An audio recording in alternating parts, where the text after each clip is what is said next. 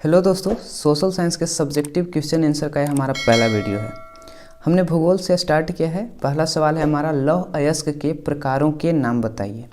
लौह अयस्क के कुल 3 प्रकार होते हैं, हेमेटाइट, मैग्नेटाइट और लिमोनाइट।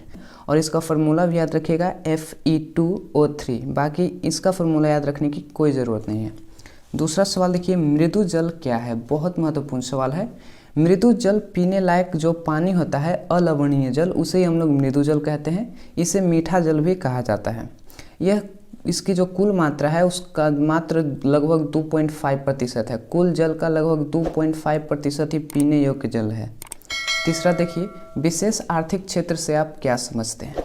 वैसा क्षेत्र जहाँ पर व्यापार करने पर किसी भी प्रकार का टैक्स यानी कि कर नहीं देना पड़ता है, चाहे निर्यात करना पड़े या आयात कर रहे हैं, कोई भी टैक्स नहीं देना पड़ता है, उसे ही कहते हैं विशेष आर्थिक क्षेत्र।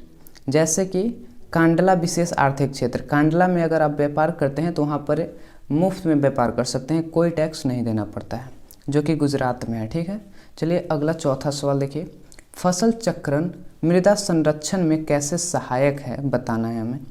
तो फसलों को अगर बदल करके खेती करते हैं तो मृदा की जो गुणवत्ता है, यानी कि मृदा की उसकी जो मूल गुण है वह बरकरार रहती है। उपज जो है उसमें बरकरार रहता है और मृदा में उपस्थित पोषक तत्व की कमी नहीं होती है, यानी कि वह नष्ट नहीं होता है। अब ये देख लीजिए कि मृदा में सबसे ज़्यादा जो महत्वपूर्ण तत्व है, पोषक तत्व, उसमें से नाइट्रोजन और फास्फोरस सबसे ज़्यादा रहता है। ठीक है, अगला सवाल देखिए, पाँचवा सवाल देखिए, वन विनाश के किन्हीं 2 कारणों का उल्लेख कीजिए। वन विनाश के 2 प्रमुख कारण निम्नलिखित हैं, यानी कि वन के विनाश के कोई 2 कारण हमें बताना है। सबसे पहला हो जाएगा वनों की अंधाधुंध कटाई, ठीक, और दूसरा हो जाएगा जनसंख्या वृद्धि से आवासों का निर्माण। अब जनसंख्या बढ़ेगा तो घर भी ज़्यादा बनाना पड़ेगा, तो घर बनाने के लिए जगह चाहिए, लकड़ी चाहिए फर्नीचर के लिए, तो इसके लिए भी वन कटाई होता है। और औद्योगिकरण, कारखाने सब निर्माण के लिए भी वनों की कटाई हो जाती है। तो 2 प्रमुख कारण में यहाँ पे 3 लिखा गया है, आप कोई भी 2 याद रखिएगा। छठा सवाल देखिए, चूना पत्थर की क्या उपयोगिता है। ये ऑब्जेक्टिव के लिए तो बहुत ज़्यादा महत्वपूर्ण है कि चूना पत्थर सीमेंट उद्योग का एक प्रमुख कच्चा माल है।